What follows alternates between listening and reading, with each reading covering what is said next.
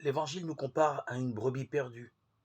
Mais pourquoi refusons-nous donc vraiment de nous considérer dans cet état? Nous en fuyons l'idée, car c'est vrai, il est angoissant d'avoir perdu son chemin, même si ce n'est que pour un temps. Et cependant, cet état n'est-il pas le seul point de départ réel d'une vie chrétienne?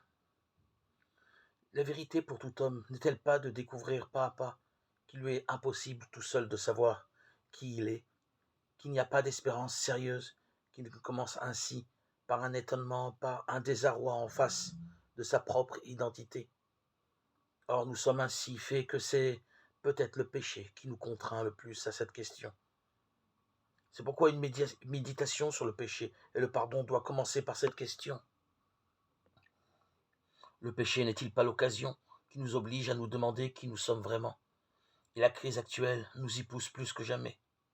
Nous ajouterions volontiers que ce n'est pas l'angoisse qui est le vrai ou le faux point de départ du pardon, mais le rapport possible ou non, réel ou non, avec Dieu.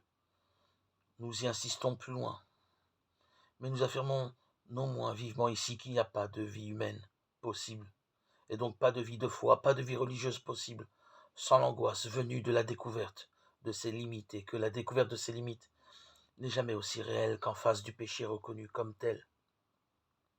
On peut s'en irriter.